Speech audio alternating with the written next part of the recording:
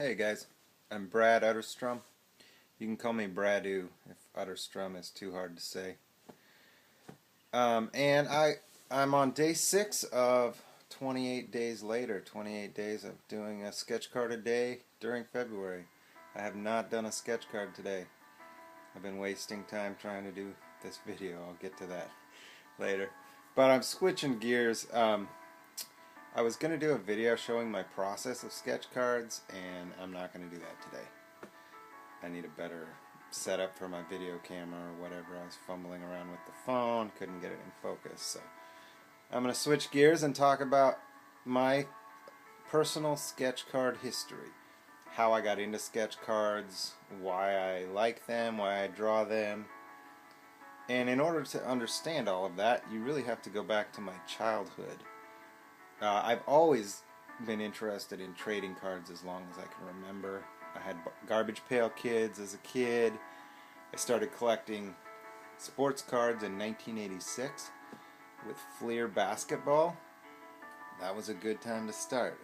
At one point my brother and I had 7 Jordan rookie cards between us.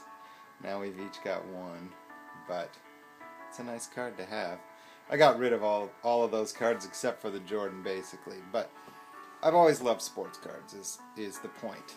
And the very first sketch cards I remember doing were not really quite sketch cards because I drew them on note cards. But I remember drawing my own Garbage Pail Kids. I don't think I did a lot of them, but I remember one in particular. It was called George Washing a Ton. And it was a dude with one of those white wigs, curly wigs, and he was spraying down an elephant. And I thought that was pretty funny. And apparently I still do, because I'm telling you guys about it. And the other one I remember doing, I would do, all the neighborhood kids would get together and play baseball, and at one point I drew up baseball cards of the kids in the neighborhood. And I remember this one card in particular I did of my brother and I both with the bat on our shoulders. And I called us the Bash Brothers because that's what Canseco and McGuire were called. I thought that was pretty neat.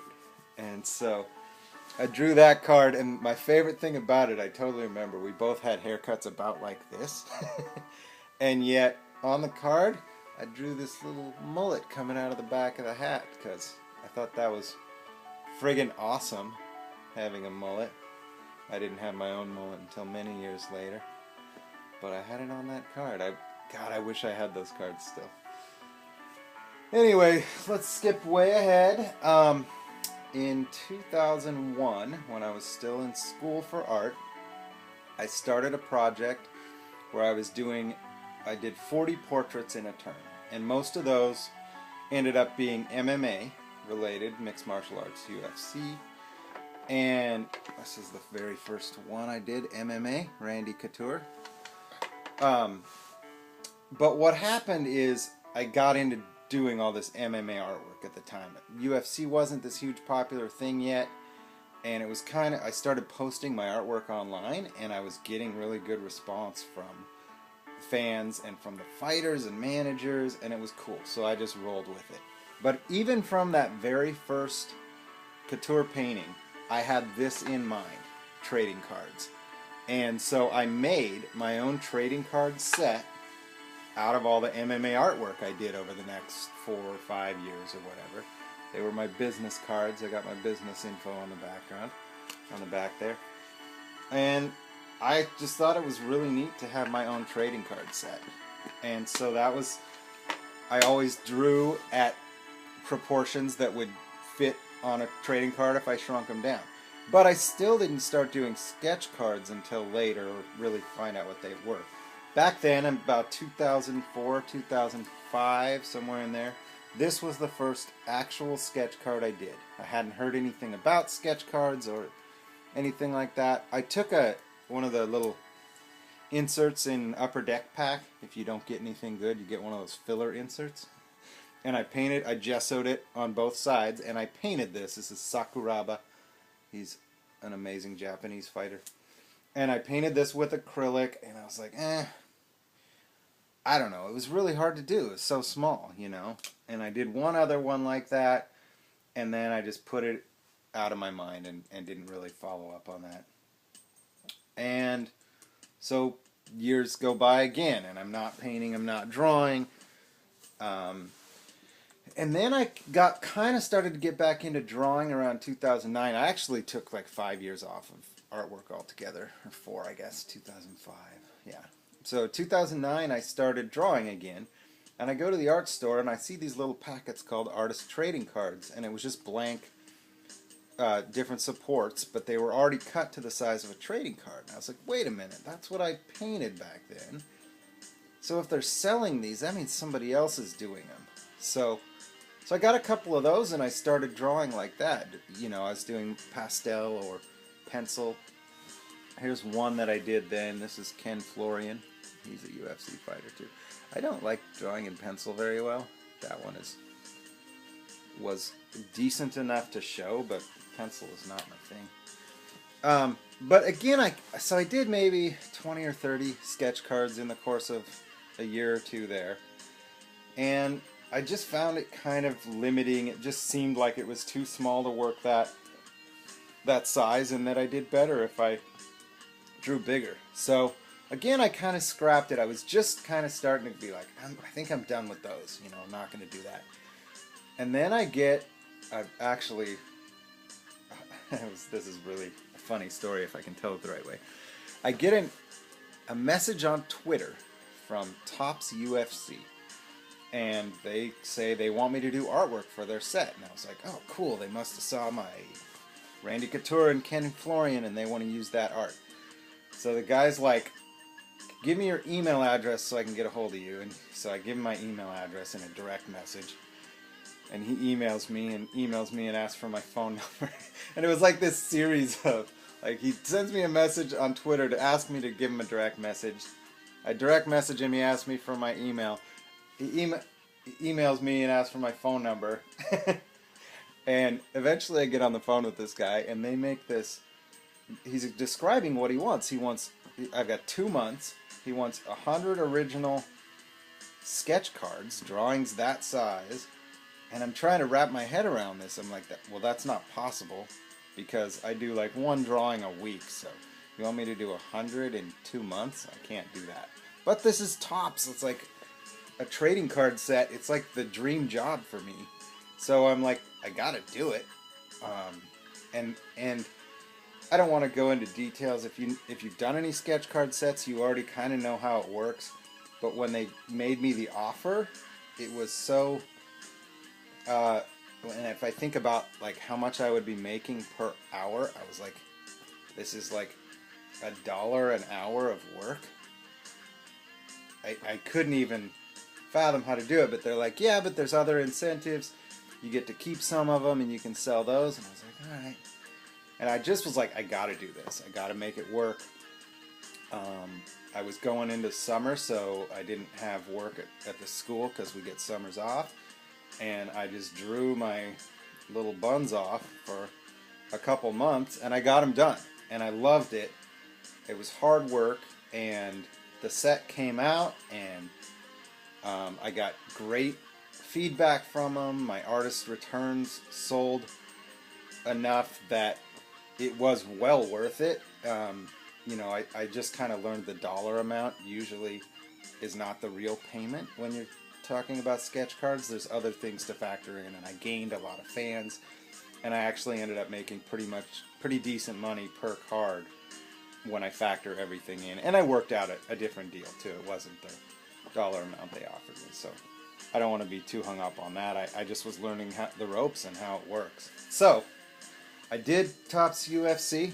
This is the one I actually kept. Initially my plan was every set I do I'm going to keep one of them. And I started to figure out that doesn't really work. I don't make any money if I'm keeping one of my artist proofs every time. But then I get an email pretty soon from Leaf, and they wanted me to do a best of hockey set. Oh, I love hockey. Sure, absolutely. So I did that. Here's a Patrick Waugh I ended up keeping for that. I probably will keep this. If I got a great offer, I might sell it. But I still was thinking I'm going to keep one artist proof from every set at that point. And yeah, it was fun doing that. And then from there, it just kind of kept spiraling. Topps came back to me and asked me to do some baseball, and then I did. I'm gonna lose track of the order, but I started hearing from different companies who had seen my work, and it just really worked out, and it's been basically a dream job for me ever since. I wish it was something that paid enough that I could quit my job and do it full time. And I've been kind of on the verge of that, on the bubble, for a couple years. But I'm at least making it work as, like, more than a hobby. A hobby plus a supplemental income. And I'm such a big trading card fan that it's so cool for me as a collector too, to know that my cards are out there being sought after, being collected, that somebody can open a pack of trading cards and find some of my art. That to me is kind of a dream. Like I said, I was drawing myself as a baseball player, I was a little leaguer as a kid because I liked baseball cards. So that's just kind of where it is. And now that I've been doing that, it's all I really want to do. I get commissions for other stuff, people's family members or pets or anything like that. And I'm always hoping that I can do a sketch card, because now I'm comfortable with that. I got, I gained a lot of confidence with that first UFC set when I found out what I was capable of when given a deadline and when applying myself. And so that's it. I feel like I should have more to add, but that kind of covers where I am now. So I've been doing official sets of sketch cards now for a little over 2 years. I don't know how many sets I've done, but at least 10, probably 15. And it's been great, and I have no plans of slowing down.